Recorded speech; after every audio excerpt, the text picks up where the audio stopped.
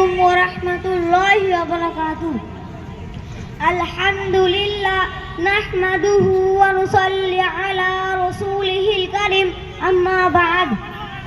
সম্মানিত উপস্থিতি, আমি আপনাদের সামনে ইসলামী সভ্যতা সম্পর্কে কিছু কথা আলোচনা করার জন্য উপস্থিত হয়েছি।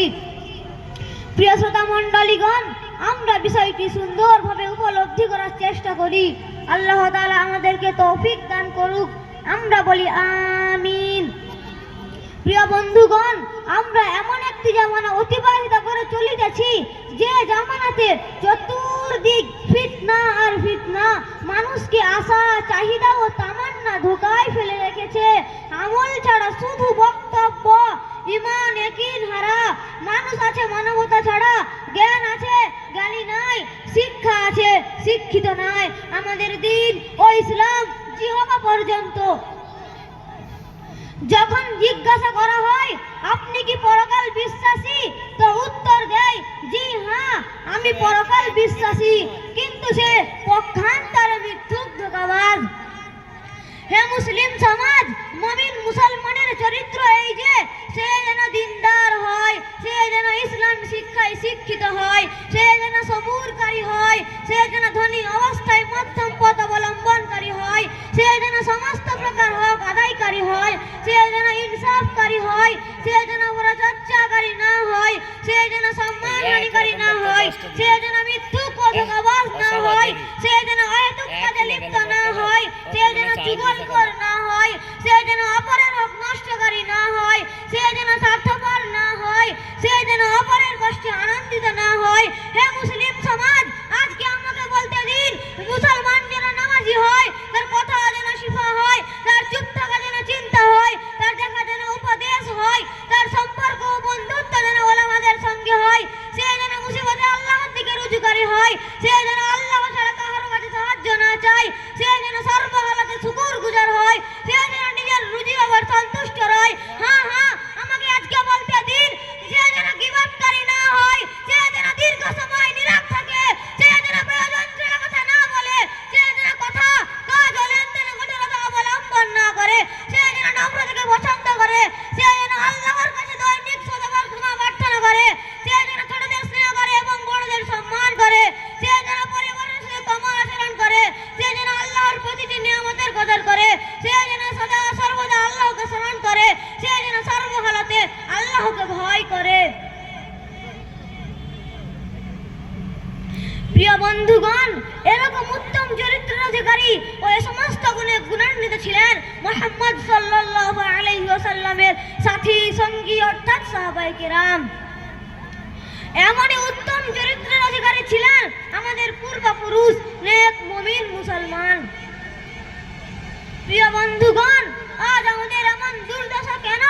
আমরা যদি আমাদের অন্তরের অন্তঃস্থল দিয়ে একটু চিন্তা ভাবনা করি, তাহলে সহজেই আমরা বুঝতে পারবো যে এর একমাত্র কারণ আমাদের ভেতরে হুজুর সাল্লাল্লাহু আলাইহি ওয়াসাল্লামের উত্তম চরিত্র ও সভ্যতার নাম ও নিশান নেই, যার ফলে আজ মুসলিম সমাজ অতল তলে তলিয়ে যাচ্ছে। আসুন আজ আমরা সবাই ইরাদা করি আল্লাহ তাআলা যেন আমাদেরকে হুজুর সাল্লাল্লাহু আলাইহি ওয়াসাল্লামের আদর্শে আদর্শিত হওয়ার তৌফিক দান করে। আমরা বলি আমিন। ওয়া মা তাওফীকি ইল্লা বিল্লাহ। আসসালামু আলাইকুম ওয়া রাহমাতুল্লাহি ওয়া বারাকাতুহু। আসসালামু আলাইকুম ওয়া রাহমাতুল্লাহি ওয়া বারাকাতুহু। নাহমাদুহু ওয়া নুসাল্লি আলা রাসূলিহিল কারীম, আম্মা বা'দ। সম্মানীয় উপস্থিতি, উলামায়ে কেরাম, সুদক্ষ বিচারক মণ্ডলী এবং বাংলার বিভিন্ন প্রান্ত থেকে আগত আমার দিনী ভাতৃবৃন্দ, সকলকে সালাম ও শুভেচ্ছা জানাই। আজকের এই মহতী প্রোগ্রামে আমার বক্তব্যের বিষয় হলো ইসলামী সভ্যতা ও সংস্কৃতি। প্রিয় শ্রোতা মণ্ডলী, ইসলাম ধর্ম সর্বকালের সর্বশ্রেষ্ঠ ধর্ম, যার মধ্যে রয়েছে বিশ্ব মানবতার জন্য এক পূর্ণ ও সত্যি জীবন ব্যবস্থা। ইসলামী সভ্যতা সম্পর্কে জানতে ও বুঝতে হলে আমাদেরকে জানতে হবে তথাকথিত সভ্যতাকে। সভ্যতায় আখ্যায়িত করার ক্ষেত্রে কয়েকটি বিষয় বিবেচনায় আনা হয়। মৌলিকভাবে তা হলো জনতার অধিকার ও নিরাপত্তা সুনিশ্চিত হওয়া ও দারিদ্রতার মুক্ত হওয়া, সন্ত্রাস ও দুর্নীতি দমনে দেশ ও জাতির সহযোগিতার দৃষ্টিভঙ্গি এক থাকা। সবচেয়ে গুরুত্বপূর্ণ বিষয় হচ্ছে নীতি ও নৈতিকতার অবক্ষয় না ঘটা ও একে অপরের প্রতি সহমর্মী হওয়া। উল্লেখিত পয়েন্টগুলো আলোকে পর্যালোচনা করলে জানা যায় যে প্রাচীন ইতিহাসে সেই প্রাক সভ্যতা থেকে নিয়ে আজকের এই তথাকথিত পশ্চিমা সভ্যতা পর্যন্ত কোনো সভ্যতাকে এই মানদণ্ডে উন্নীত করা সম্ভব নয়। কেননা এইসব সভ্যতার চিন্তাকর্ষণ দিকগুলি শুধু media, movie, web series, Hollywood, Bollywood, নারীর যৌবন, যৌনতা, শরীরের মাঝেই সীমাবদ্ধ। সম্মানীয় শ্রোতাবর্গ, বাস্তবিকভাবে এই সভ্যতার পরতে মিশে আছে অন্যায়, অবিচার, হিংসা, বিদ্বেষ, অশ্লীলতা, নগ্নতার অবক্ষয়, অনিরাপত্তার ঝুঁকি। তাই তো আমরা পশ্চিমা সভ্যতায় সভ্যাচিত দেশগুলির দিকে তাকালে দেখতে পাই 95% যুবক যুবতী মাদকে আসক্ত। প্রতি বছর 65% মানুষ অনিরাপত্তার কারণে জীবন বিলিয়ে দিচ্ছে। অপরদিকে ইসলামী সভ্যতা রোম ও পারস্য সভ্যতার নোংরামিকে দুমড়ে মুচড়ে দিয়ে প্রতিষ্ঠা করেছিল এক নীতি ও নৈতিকতার মহান সভ্যতা। আর এই ইসলামী সভ্যতাকে পৃথিবীর মানচিত্র থেকে মুছে দিতে চেয়েছিল তৎকালীন যুগের পরাশক্তি রোম ও পারস্য সভ্যতা। কিন্তু তারাই আজ ইতিহাসের অতল গহরে হারিয়ে গিয়েছে। কুরআনী ইসলামী সভ্যতা আজও তার গৌরবময় ইতিহাস নিয়ে মাথা উঁচু করে দাঁড়িয়েছে এবং দাঁড়িয়ে থাকবে। কেননা আল্লাহ তাআলা কুরআন মাজিদে বলেছেন, ইন্না নাহনু নাযালনা যিকরা ওয়া ইন্না লাহু লাহাফিজুন, অর্থাৎ আমি এই কোরআনকে অবতীর্ণ করেছি এবং আমি এই কোরআনকে হেফাজত করব। শুধুও শ্রোতা, আর এই কোরআনী সভ্যতা পৃথিবীতে যখন পরিপূর্ণরূপে বাস্তবায়িত হয়েছিল, উটের পালে রাখাল হয়েছিল অর্ধ দুনিয়ার ন্যায় ও নীতিবান একজন শাসক। সে অজ্ঞতার যুগে মানুষের প্রথা ছিল কোথায় কোথায় যুদ্ধ বিদ্রোহ, শিষ্টাচার এবং সংস্কৃতি কোনো বালাই ছিল না। কিন্তু ইসলাম আসার পর বদলে যায় অসভ্যতার মানচিত্র। তৈরি করে সত্য পরায়ণ মানুষ, নির্দয়কে দয়াশীল, শত্রুকে মিত্র, মুশরিককে একত্ববাদ, উচ্ছৃঙ্খলকে শৃঙ্খল। সম্মানীয় শ্রোতা মণ্ডলী, তবু অত্যন্ত দুঃখের সাথে বলতে হয়, বিজ্ঞানের চরম উন্নতি অগ্রগতির যুগে ইসলামী সভ্যতা নাকি ব্যর্থ। পৃথিবী আজ পশ্চিমা সভ্যতা ছাড়া অচল। তাদেরকে আমি 1.5 ঘন্টা বলে দিতে চাই, আরে তোমাদের সভ্যতা তো আমাদেরকে শেখায় লক্ষ লক্ষ মুসলিম নরনারীর উপর নির্যাতনের ট্রিম রোড চালিয়ে মৃত্যুর মুখে ঠেলে দিতে। আর কোরআনী সভ্যতা আমাদেরকে শেখায় মৃত্যু মুখে পতিত গদ্দারের মুখেও পানি পেয়ালা তুলে দিতে। পশ্চিমা সভ্যতা কেবল নারীর যৌবনের দাম দেয়। তোমাদের পশ্চিমা সভ্যতা তোমাদেরকে শেখায় অধিকার আদায়ের নামে নারী জাতিকে ধর্ষকের হাতে তুলে দিতে। আর কোরআনী সভ্যতায় নারীকে শুধু যৌবন ও শরীর দিয়ে মাপা হয় না, বরং কোরআনী সভ্যতা আমাদেরকে শেখায় নারী জাতিকে জুলুম ও অত্যাচার থেকে মুক্ত করে মায়ের সিংহাসনে বসাতে।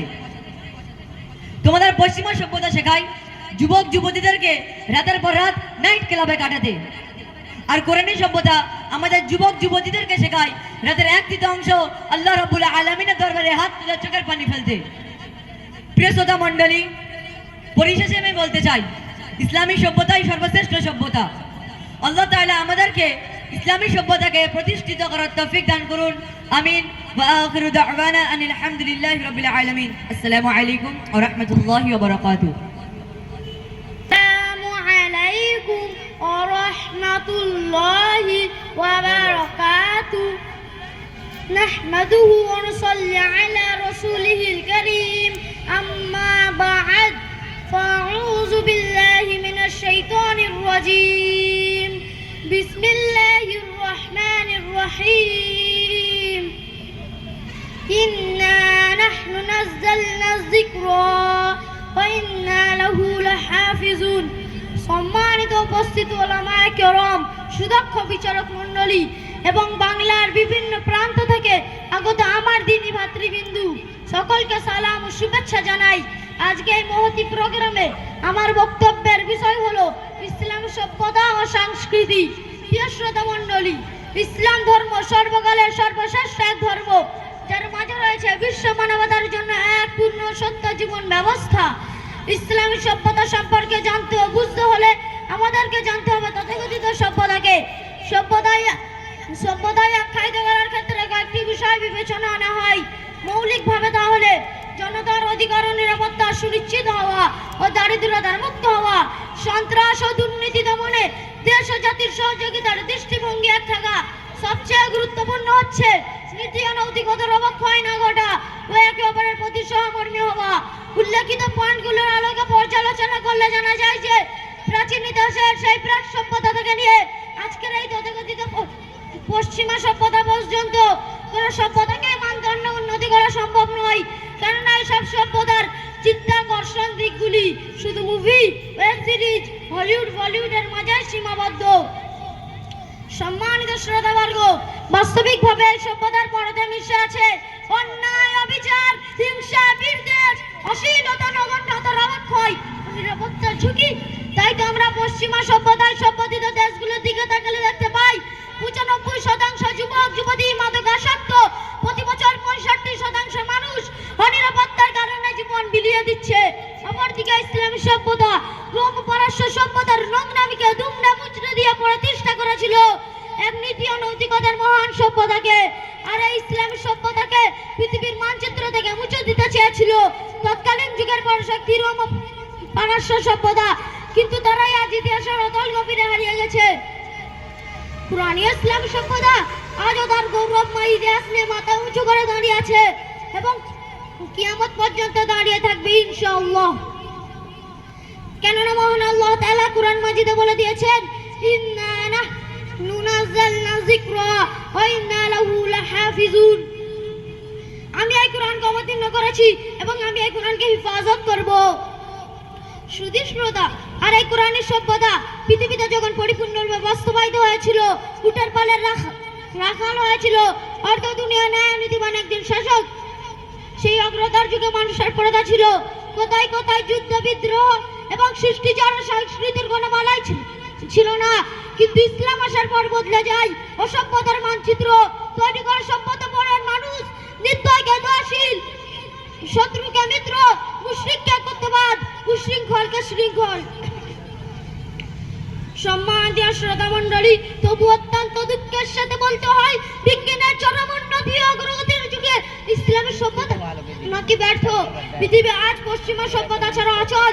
তাদেরকে আমি দায়িত্বহীন কণ্ঠে বলে দিতে চাই, আরে তোমাদের সভ্যতা তো আমাদেরকে শেখায় লক্ষ লক্ষ মুসলিম নারীর উপর নির্যাতনের স্ট্রিমরুলার চালিয়ে মৃত্যুর মুখে ঠেলে দিতে।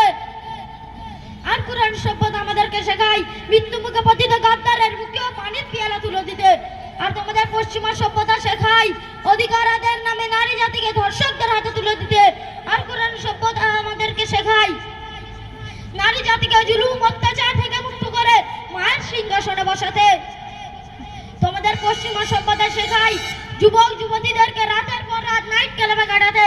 আর কোরআনের সভ্যতা আমাদের যুবক যুবতীদেরকে শেখায় রাতের এক তৃতীয়াংশ আল্লাহ রাব্বুল আলামিনের দরবারে হাত তুলে চোখের পানি ছাড়তে। প্রিয় শ্রোতা মণ্ডলী, পরিশেষে আমি বলতে চাই ইসলামী সভ্যতাই সর্বশ্রেষ্ঠ সভ্যতা। আল্লাহ তাআলা আমাদেরকে ইসলামী সভ্যতাকে প্রতিষ্ঠিত করার তৌফিক দান করুন, আমিন। আখিরু দাওয়ানা আনিল হামদুলিল্লাহি রাব্বিল আলামিন। আসসালামু আলাইকুম ওয়া রাহমাতুল্লাহি ওয়া বারাকাতুহু।